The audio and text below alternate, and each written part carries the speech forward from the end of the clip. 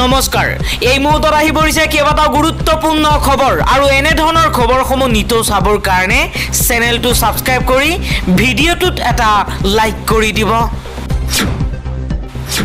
এই মুহূৰ্তত জনাই আছো এটা গুৰুত্বপূৰ্ণ খবৰ। আজি ঘোষণা কৰা হ'ব ৰাজ্যৰ পঞ্চায়ত নিৰ্বাচনৰ ফলাফল। পুৱা 8 বজাৰ পৰা আৰম্ভ হৈছে ভোট গণনা। যোৱা 2 আৰু 7 মে'ত দুটা পৰ্যায়ত অনুষ্ঠিত হৈছিল পঞ্চায়ত নিৰ্বাচনৰ ভোট গ্ৰহণ। ৰাজ্যৰ মুঠ 39টা স্থানত পঞ্চায়ত নিৰ্বাচনৰ ভোট গণনা আৰম্ভ হৈছে।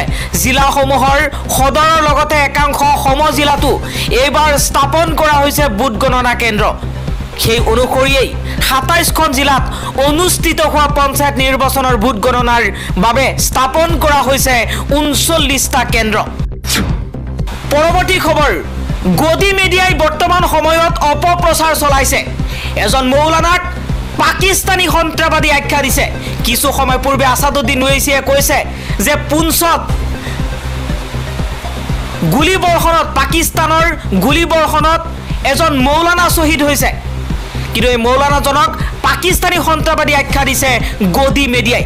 ভুৱা প্ৰচাৰ চলাইছে গদি মিডিয়াই বৰ্তমান সময়ত। এইগৰাকী হৈছে কাৰী মোহাম্মদ ইকবাল। তেওঁ পেছাত এজন শিক্ষক। জামিয়া জিয়াউল উলুম পঞ্চত শিক্ষকতা কৰি আছে কাৰী মোহাম্মদ ইকবাল। পাকিস্তান আৰু ভাৰতবৰ্ষত চলি থকা যুদ্ধৰ বাবে পাকিস্তানী সেনাই ভাৰতৰ জম্মু কাশ্মীৰৰ সীমান্তৱৰ্তী অঞ্চলত গুলীবৰ্ষণ চলাইছিলে আৰু সেই গুলীতে নিহত হৈছিলে কাৰী মোহাম্মদ ইকবাল। কিন্তু দুৰ্ভাগ্যজনক কথা এইটোৱেই যে গদি মিডিয়াই মোহাম্মদ ইকবালক তেওঁ এজন কাৰী মোহাম্মদ হোৱাৰ বাবে, মুছলমান হোৱাৰ বাবে সামাজিক মাধ্যমত এটা ভুৱা প্ৰচাৰ চলাইছে যে তেওঁ পাকিস্তানী সন্ত্ৰাসবাদী। আন এটা খবৰ, পাকিস্তানক সহায় কৰিছে চীনে। এবাৰ পাকিস্তানৰ প্ৰধানমন্ত্ৰী শ্বাহবাজ শ্বৰীফে এই মন্তব্য কৰিছে। কিছু সময় পূৰ্বে শ্বাহবাজ শ্বৰীফে কৈছে যে ক্ষতি বা লাভৰ চিন্তা নকৰাকৈ চীনে কষ্টৰ সহায়ত পাকিস্তানক ধাৰাবাহিকভাৱে সমৰ্থন কৰি আহিছে। যি সময়ত পাকিস্তান ভাৰতৰ মাজত যুদ্ধ চলি আছিলে সেই সময়তেই পাকিস্তানৰ লগত থিয় হৈছিলে ৰঙা চিট। লগতে পাকিস্তানৰ প্ৰধানমন্ত্ৰী শ্বাহবাজ শ্বৰীফে কৈছে যুদ্ধ বিৰোধীৰ প্ৰচেষ্টাত ছৌদি আৰৱ, আৰব এমিৰত, তুৰস্ক, কাটাৰ, ব্ৰিটেইন আৰু অন্যান্য বন্ধুত্বপূৰ্ণ ৰাষ্ট্ৰসমূহে উল্লেখযোগ্য ভূমিকা পালন কৰিছে। পৰৱৰ্তী খবৰ, পাকিস্তানত আনন্দ উল্লাস কৰিবলৈ প্ৰধানমন্ত্ৰী শ্বাহবাজ শ্বৰীফে ঘোষণা কৰিছে। পাকিস্তানৰ অতুলনীয় বীৰত্বক শ্ৰদ্ধাঞ্জলি জনোৱাৰ লগতে সমগ্ৰ জাতিটোৰ সাহস ঐক্যৰ শলাগ লোৱাৰ বাবে সৰ্বশক্তিমান আল্লাহৰ আগত সজ্জিত কৰিবলৈ উদযাপন কৰা হ'ব বুলি ঘোষণা কৰিছে পাকিস্তান চৰকাৰে। পাকিস্তানৰ প্ৰধানমন্ত্ৰী শ্বাহবাজ শ্বৰীফে লগতে কৈছে পাকিস্তানী সেনাৰ ত্যাগ কেতিয়াও পাহৰিব নোৱাৰি।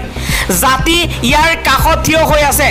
জাতিটোৱে বিশেষকৈ পণ্ডিতসকলে সমগ্ৰ দেশতে সামূহিক নামাজ আৰু নৱাফিলৰ আয়োজন কৰিব লাগে। সৰ্বশক্তিমান আল্লাহক ধন্যবাদ দিব লাগে আৰু শ্বহীদ আৰু গাজীসকলৰ বাবে বিশেষ প্ৰাৰ্থনা কৰিব লাগে বুলি মন্তব্য কৰিছে শ্বাহবাজ শ্বৰীফে।